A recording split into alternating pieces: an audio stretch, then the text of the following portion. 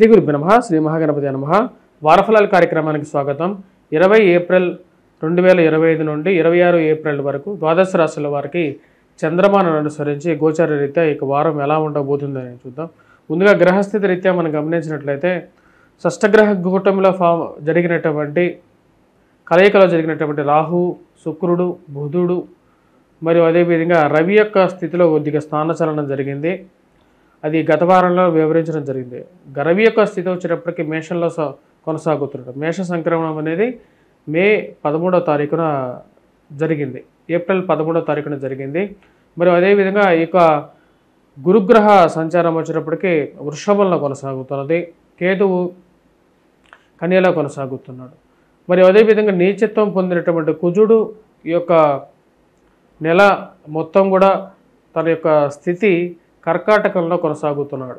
ఇటువంటి గ్రహస్థితి రాబోతున్నటువంటి వారం రోజుల పాటు ద్వాదశ రాశుల వారికి చంద్రమానం అనుసరించి గోచర రీత్యా ఎలా ఉండబోతుంది అనేది వివరిస్తాను. మేషరాశి వారికి ఈ వారం అనుకూలమైనటువంటి ఫలితాలు గోచరిస్తూ ఉన్నాయి. వృత్తిపరంగా వ్యాపారపరంగా అనుకూలంగా ఉంటుంది.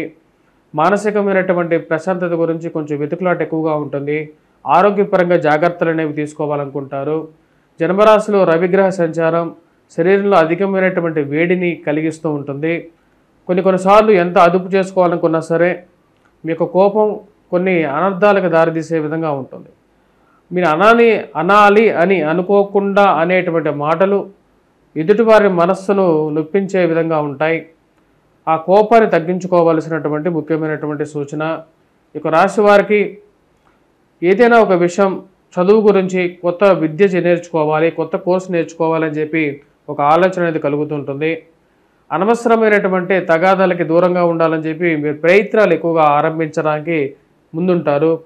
కానీ మీరు ఎంత దూరంగా ఉన్నా సరే మిమ్మల్ని లాగి మధ్యలో కూర్చోబెట్టి అనవసరమైనటువంటి పంచాయతీల్లోనూ పోలీస్ పంచాయతీలకి వీటన్నిటిలో ఇరికించాలని చెప్పి చేసేటువంటి ప్రయత్నాలకి జాగ్రత్తగా ఉండాల్సినటువంటి ముఖ్యమైనటువంటి సూచన. స్త్రీలతో అనవసరమైనటువంటి వాదనలు అనవసరం, ఇది మనకి ఈ సమయంలో అవసరం లేదు అనేటువంటి విషయాన్ని గమనించగలుగుతారు.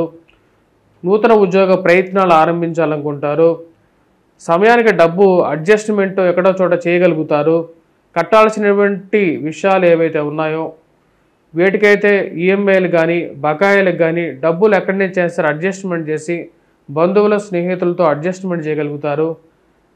ఎంత అడ్జస్ట్మెంట్ చేస్తున్నప్పటికీ కూడా వచ్చేటువంటి లాభం వ్యాపారపరంగా ఉద్యోగపరంగా వచ్చేటువంటి డబ్బులు అధికంగా ఖర్చు అవ్వటం అర్థం కానటువంటి వ్యవహారంగా ఉంటుంది. ఖర్చు పెట్టేటువంటి ప్రతి రూపాయి కష్టార్జితంగానే ఉంటుంది. కానీ అది ఏదో విధంగా అనవసరమైనటువంటి వృధా ఖర్చుగా తయారవటం అర్థం కానటువంటి వ్యవహారంగా ఉంటుంది. డబ్బు సంపాదించడం అనేది ఎంత కష్టసాధ్యం అనేది మీకు తెలుసు. కానీ వృధా ఖర్చులకి, ఆన్లైన్ షాపింగులకి, బెట్టింగులకి దూరంగా ఉండాలని చెప్పి నిర్ణయించుకుంటారు. వృత్తి వ్యాపార రీత్యా ఈ వారం అనుకూలంగా ఉన్నప్పటికీ ఖర్చు విషయంలో ఈ యొక్క డబ్బు ఖర్చును తగ్గించుకోవాలని చెప్పి భావిస్తారు. అధికమైనటువంటి ఖర్చుతో పాటు దుష్ట స్నేహితులు మీ ముందు మీ యొక్క డబ్బుతో ఖర్చు పెట్టించి మిమ్మల్ని పొగుడుతూ తర్వాత మీ దగ్గర డబ్బులు అయిపోయిన తర్వాత మీకు కనీసం మర్యాద ఇవ్వనటువంటి స్నేహితులకి దూరంగా ఉండాలి అని చెప్పి నిర్ణయించుకుంటారు. అనవసరమైనటువంటి చెడు స్నేహాల వల్ల నాకు వచ్చేటువంటి దానికన్నా పోయేది ఎక్కువగా ఉంది అని చెప్పి ఒక ఆలోచనలోకి రాగలుగుతారు. వృత్తి వ్యాపార రీత్యా ఈ వారం అనుకూలంగానే ఉంటుంది. ధన సంబంధితమైన విషయాల్లో ముఖ్యంగా స్పెక్యులేషన్స్కి దూరంగా ఉండడం అనేది ముఖ్యమైనటువంటి సూచన. ఖర్చుకారకంగా ఉండే విధంగా ఉంటుంది. సెల్ఫ్ డ్రైవింగ్ విషయంలో జాగ్రత్తగా ఉండాల్సినటువంటి ముఖ్యమైనటువంటి సూచనగా చెప్పడం జరుగుతుంది. ఈ యొక్క రాశి వారికి ఈ యొక్క వారం గురుగ్రహ సంచార రీత్యా విద్యార్థులకు అనుకూలంగా ఉన్నా సరే మ్యాథమెటిక్స్లో కొంచెం మిశ్రమంగా కొద్దిగా ఎక్కువగా కష్టపడాల్సినటువంటి ముఖ్యమైనటువంటి సూచనగా చెప్పడం జరుగుతుంది.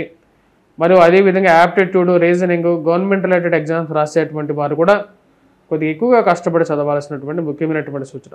ఈ రాశిలో ఉండేటువంటి వారికి వ్యాపార రీత్యా మూలధనం అనే విషయంలో మిగులు అంటే ప్రాఫిట్ అనే విషయంలో కొంచెం తక్కువగా ఉండడానికి కారకంగా ఉంటుంది. ఎందుకంటే కుజుడు అంత సానుకూలమైనటువంటి స్థితిలో లేడు. ఈ రాశిలో ఉండేటువంటి వారు ముఖ్యంగా విద్యార్థులు గురుగ్రహ మంత్రజపం చేసుకోవటం, వాటితో పాటు కుజుడి యొక్క స్థితి అంత అనుకూలంగా లేదు. ఈ రాశిలో ఉండేటువంటి వారు ఎటువంటి పరిహారాలు చేసుకోవాలని చూద్దాం. హనుమాన్ చాలీసా చదవండి, హనుమాన్ దేవాలయ దర్శనం చేసుకోండి, మరియు అదేవిధంగా సింధూరాన్ని అనునిత్యం పెట్టుకోండి. రాశిలో ఉండేటువంటి వారికి అనుకూలంగా ఫలితాలు ఎక్కువగా పొందగలుగుతారు ఈ యొక్క పరిహారం ద్వారా. మరియు అదేవిధంగా ఖర్చు విషయంలో అనుకూలత కోసం దుర్గాదేవి అనుష్ఠానం చేసుకోండి. వివాహ ప్రయత్న సంబంధితమైన విషయాల్లో అనుకూలత కోసం కూడా, వివాహంలో సానుకూలమైనటువంటి స్థితి కోసం, ఖర్చు కంట్రోల్ కోసం కూడా వెంకటేశ్వర స్వామి దేవాలయ దర్శనం చేసుకోవడం వలసినటువంటి ముఖ్యమైనటువంటి సూచన.